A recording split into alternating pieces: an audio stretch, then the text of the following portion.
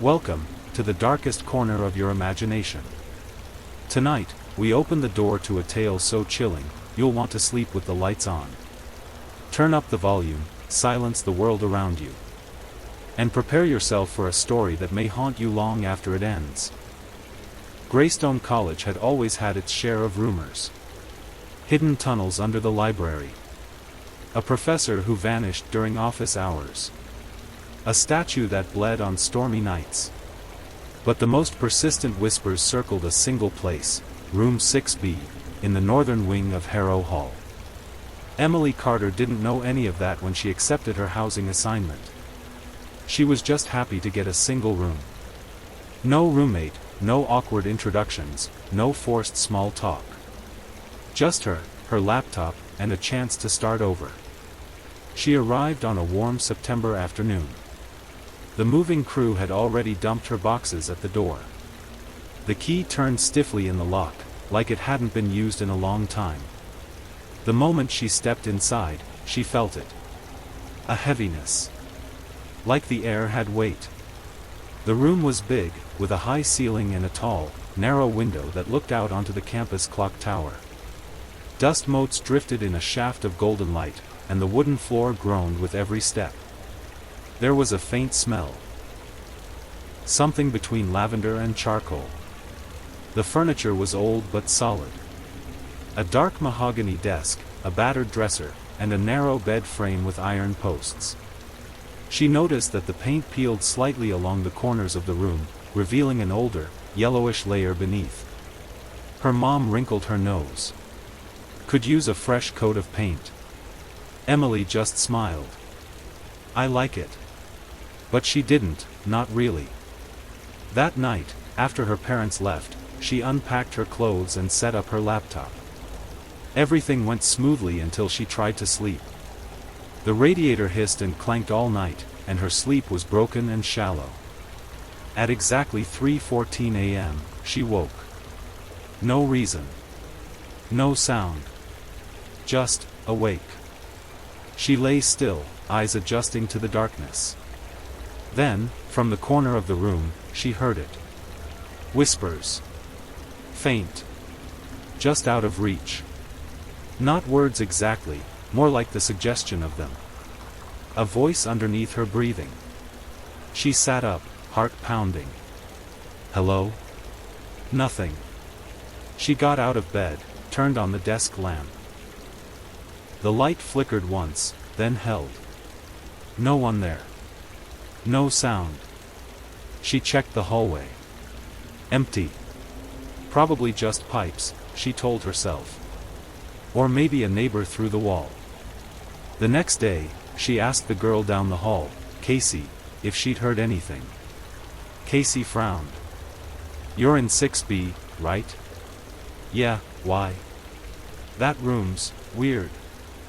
I think you're the first person to live there all year. All year? It's September. No, like, last year. And the year before. Nobody stays long. Emily laughed. What do you mean, like haunted? Casey didn't laugh. I mean people get scared and leave. Or they get weird. One girl had a breakdown in the common room. Another dropped out and wouldn't tell anyone why. A guy last spring just packed up one night and never came back. Emily forced a smile.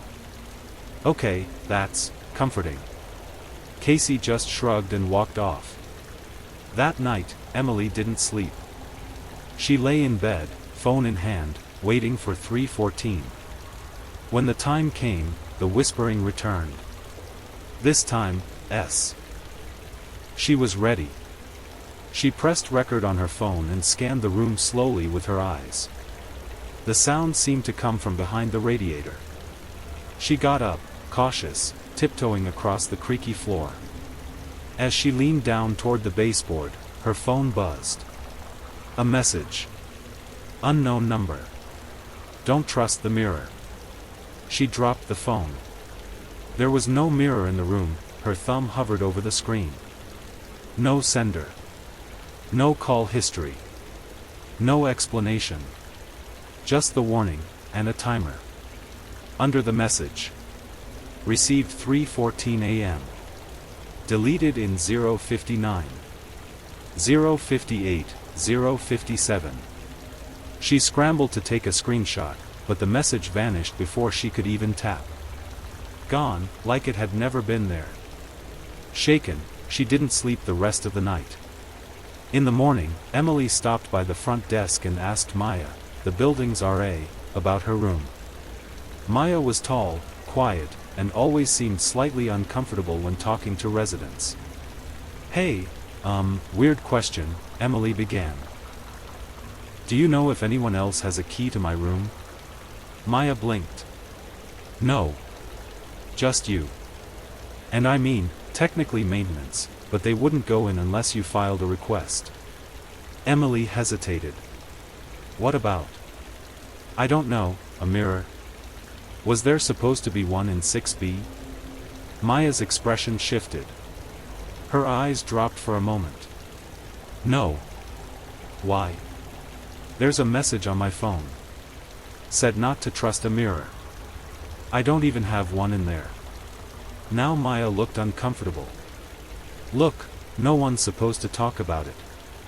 But 6B, it's not just stories. There's been stuff. What kind of stuff? Voices. Cold spots. Things moving on their own. I don't know if I believe in ghosts, but no one ever stays in that room more than a few weeks. Usually, less. Emily frowned. Why was I even placed there? There weren't any other singles. And the dean doesn't believe in the whole haunted room rumor thing. He says the building's just old. But if you want to switch, I might be able to find you a temp room. Emily shook her head, too proud, or too stubborn, to admit she was scared. I'll be fine, she lied. That night, something had changed. The air felt thicker when she entered the room. The shadows stretched longer, darker than they had before. She plugged in a nightlight, something she hadn't used since she was 12. At 3:14 a.m., the whispers returned. Louder. Clearer. Coming from behind her. Emily turned. A mirror now stood inside her room, propped against the far wall. She gasped and backed away. It hadn't been there before, she was certain. The frame was antique, carved with what looked like vines and stars. The glass was cloudy, slightly warped. She approached it slowly.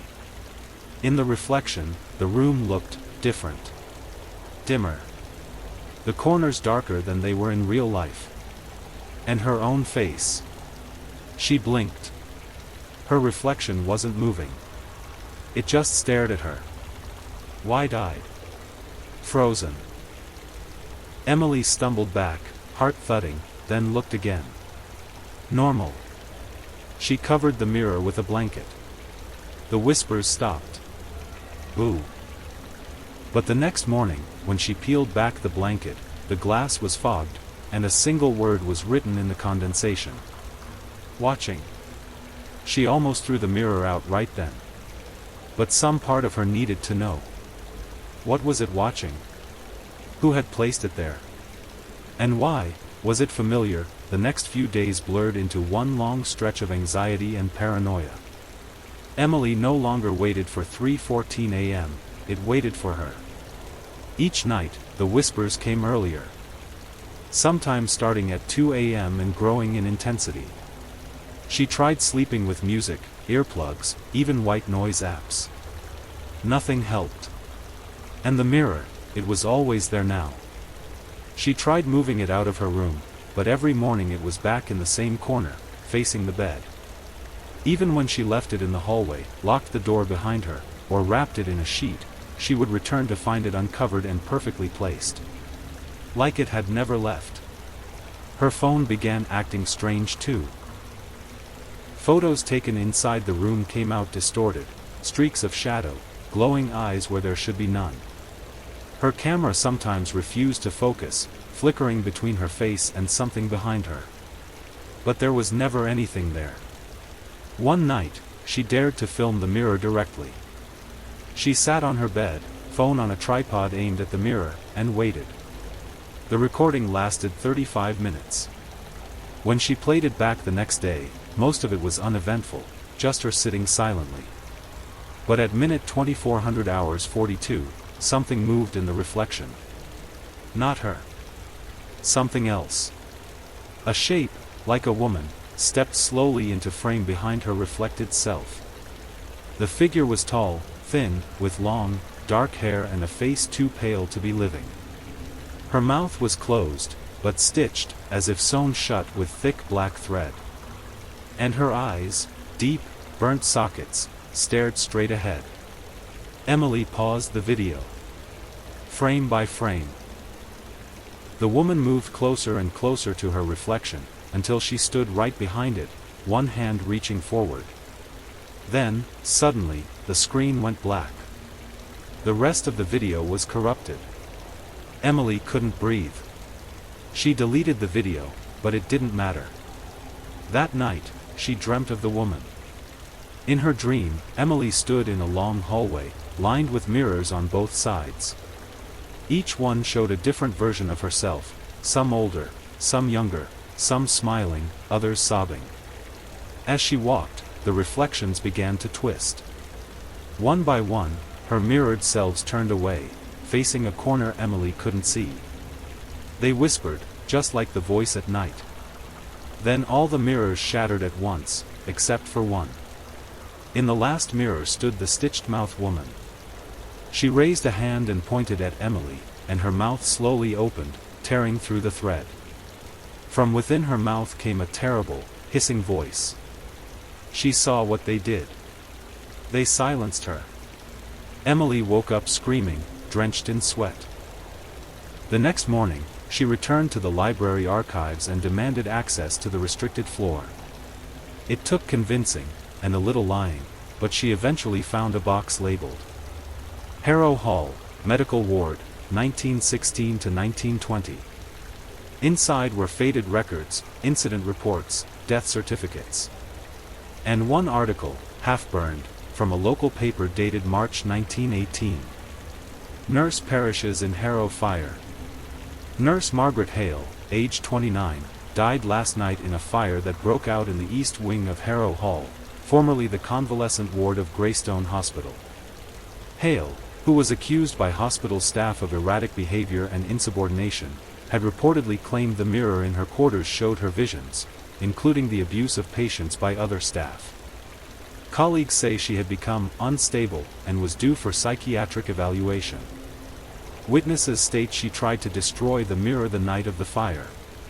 She succumbed to her injuries hours later. Her last words were reportedly, "They trapped me in the glass." Emily's hands trembled. She was in the same room where Margaret died. And the same mirror had returned. Emily stopped sleeping. She couldn't. Each time she closed her eyes, she saw Margaret, or worse, became her. In the dreams, she stood in the room as it was a century ago, beds with rusted metal rails, bandaged men moaning in pain, nurses passing with blank faces. But no one looked at her. No one heard her. She wandered the corridors unseen, trapped in someone else's past. Every morning, she awoke with bruises she couldn't explain. Thin scratches along her arms. Red marks like fingerprints around her ankles. She'd lost 10 pounds in 2 weeks. She stopped going to class. One day, Maya knocked on her door. "Emily? Hey, people are worried. You haven't been to class, and Casey says you haven't left your room in days." Emily stared through the peephole and said nothing. Maya hesitated. "Look, I know it's that room. I shouldn't have let you stay there. Just, open the door. Let's talk." Emily whispered back through the wood. "She's watching me." Maya said nothing for a while. Then quietly, "Is it the mirror?" A pause. "I'll come back later. Just, hang in there, okay?" That night, Emily sat in front of the mirror. She didn't bother trying to cover it anymore. The reflection showed her room, but not exactly. The version inside the mirror looked decayed. The paint on the walls was peeling in thick strips. The wooden floor was blackened, as if scorched. Her bed didn't exist at all, replaced by a rusted frame with leather straps. In the mirror world, Margaret stood at the far end of the room, unmoving. Every night, she was closer. Emily began talking to her. At first, just to feel less alone. "I know what they did to you," she whispered one night. "I read the reports. They thought you were crazy. But you weren't." The mirror rippled. Margaret blinked. "You were trying to help them, weren't you? They hurt people. And you saw it." Margaret nodded. Slowly. Emily leaned forward. "You don't want to hurt me, do you?" A pause. Then, in the mirror, Margaret raised her hand and pointed at the wall behind Emily. Emily turned. Nothing. She looked back.